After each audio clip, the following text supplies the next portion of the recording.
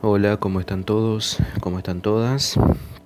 Veremos ahora el utilitarismo, esta doctrina ética. Anteriormente ya habíamos visto la visión de Freud sobre la felicidad. Les recuerdo brevemente lo que Freud decía en este caso o para esta ocasión, en aquella famosísima obra que analizamos, que es El malestar de la cultura. Freud decía que hay que dejar fluir realmente para ser felices tanto las pulsiones o las pasiones del eros y del tánatos, pero lamentablemente al dejarlas fluir tenemos algo que está por sobre nuestras cabezas, que es la cultura, que si bien la cultura es la que nos ha dado mayor civilización, mayor seguridad, mayor confort, etcétera, etcétera, es la que aplasta esas pulsiones o esas pasiones del eros y del tánatos y no las deja fluir. Por lo tanto, todo esto redunda en una frustración y en definitiva lo que dijo Freud es, no podremos alcanzar la felicidad de esta manera, porque la verdadera felicidad es cuando surgen el eros y el tánatos. Bien, en este caso concreto nos vamos a dedicar a ver el utilitarismo cuando la felicidad depende de la utilidad. Como siempre, los está acompañando su profesor Claudio Godoy.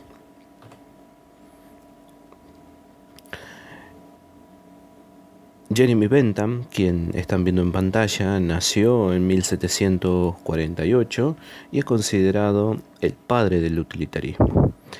De todas formas, esta doctrina ética será conocida por otro exponente máximo, que es John Stuart Mill, que nació en 1806. No será tan conocida por Bentham, sino realmente quien la da a conocer al mundo es Stuart Mill en una obra cortita pero interesante. Es quien están viendo ahora en pantalla. John Stuart Mill era un político, economista, pensador, filósofo, entre tantas otras cosas, y es el representante justamente más importante de esta doctrina ética. El utilitarismo surge en Inglaterra en una época muy particular que es conocida como la época victoriana. Ustedes saben que la época victoriana debe su nombre a la reina Victoria. La reina Victoria, reina de Inglaterra en aquel entonces, y esta época está rodeada de fastuosidad, está rodeada de mucha pompa, está rodeada de mucho sobredimensionamiento, mucha sobrecargar las cosas. Lo pueden observar en la vestimenta de la reina, en el arte.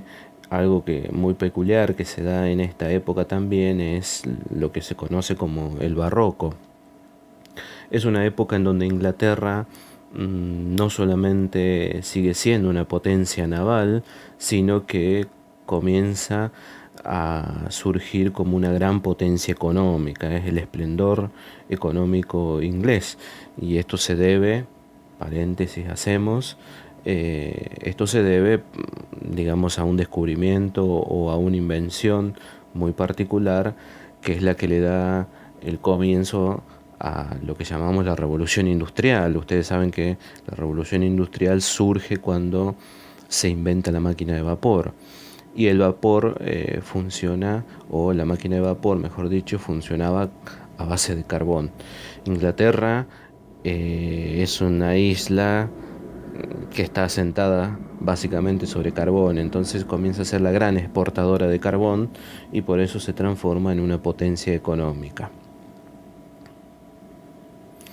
John Stuart Mill, en su obra El utilitarismo, en 1863, la escribe poco antes de morir, y esta obra justamente es la que nos vamos a ocupar.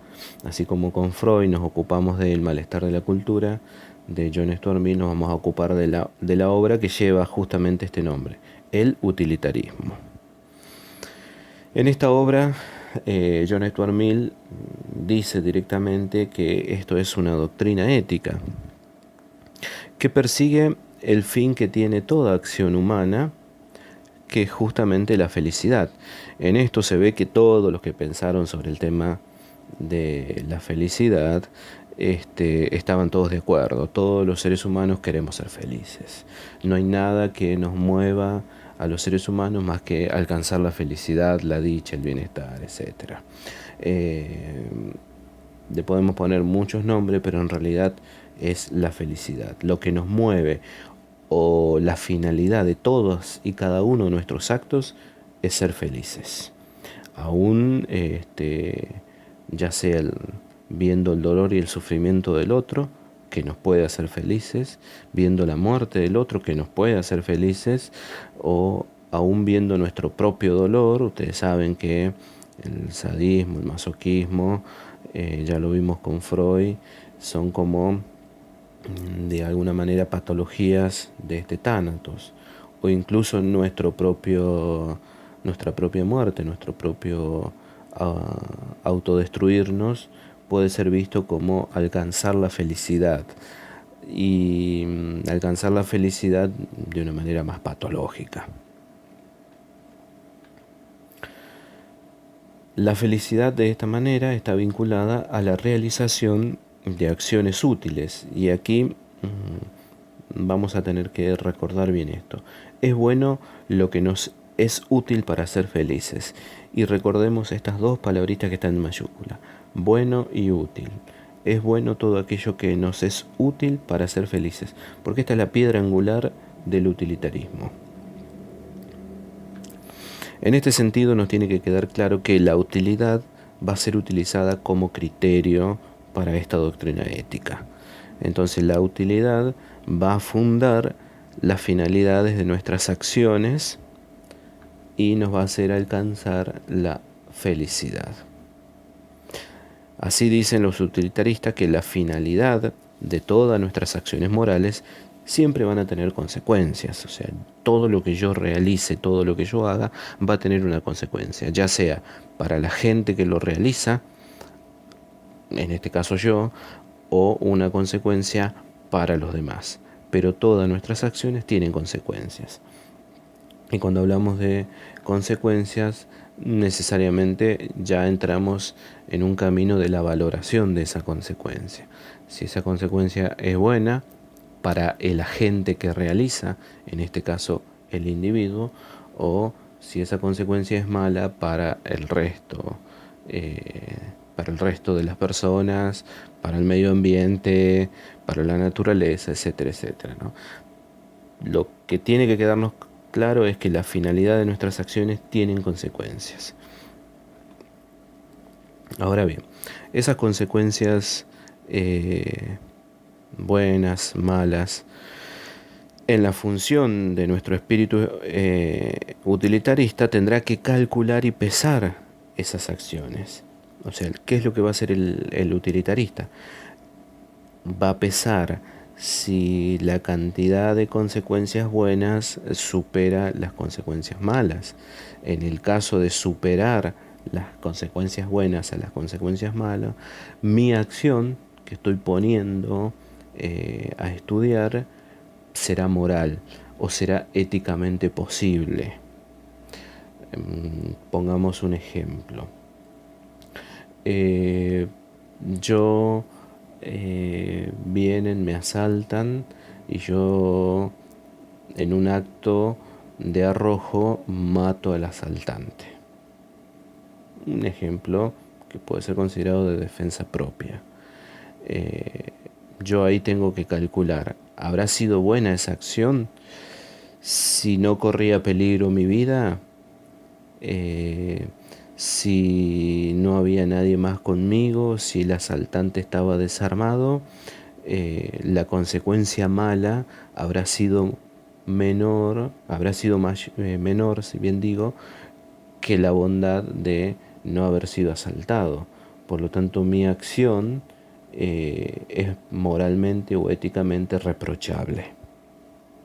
No tendría que haber matado a un semejante tan solo porque me vino a asaltar o a robar, porque las consecuencias que se desprendieron de esa acción son más en cantidades más malas que lo que me pudo redundar en una buena acción. Esto es como un ejemplo tonto que se los pongo, chicos. Entonces acá lo que nos tiene que quedar claro es un cálculo beneficio de las acciones. Esto que acabo de decir.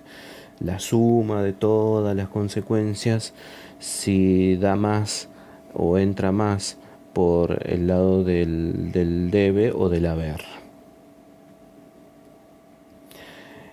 La utilidad como criterio, ya vimos la finalidad de las acciones, ahora vemos estrictamente la felicidad. Lo que el utilitarismo o John Stuart Mill dice, que no es solamente hay que lograr la felicidad propia, no, sino esto sería una ética individualista. Hay que lograr la mayor felicidad para el mayor número de personas. Como ustedes saben, y se los he repetido en clase, el utilitarismo es la base del capitalismo, la base ética del capitalismo. Y yo siempre digo, o tengo esta tesis, esto es lo más socialista que tiene Stuart Mill dentro de su espíritu capitalista. ¿No? Hay que lograr la mayor felicidad para el mayor número de personas posible. Ahora bien, si nos detenemos finamente, vamos a ver que dice lograr la mayor felicidad para el mayor número de personas. No dice para todos. No dice lograr la mayor felicidad para todos. Entonces todos los que no entren dentro de ese rango, comillas, mayor número de personas, lamentablemente no van a disfrutar de la felicidad que les brinde la ética utilitarista. Van a quedar afuera de esa perspectiva de ser felices. Ahora bien, la felicidad siempre es distinta para cada uno de nosotros. Mi felicidad está, por ejemplo, en leer un buen libro de filosofía hasta las 4 de la mañana, pero dudo mucho que sea un parámetro de felicidad para ustedes. Los utilitaristas dicen que no se trata de contribuir a la felicidad de los demás.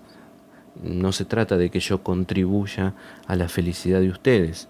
Y acá vemos el costado más individualista de la ética utilitarista.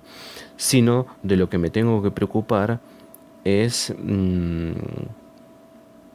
en no intervenir en la libertad precisamente de ustedes. O sea, no se trata en mi ética utilitarista de lograr la mayor felicidad para ustedes.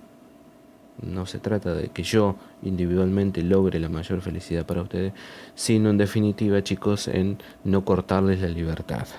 O sea, yo no tengo que molestarlos, no tengo que pretender, no debo pretender que ustedes lean un libro de filosofía hasta las 4 de la mañana y con eso sean felices.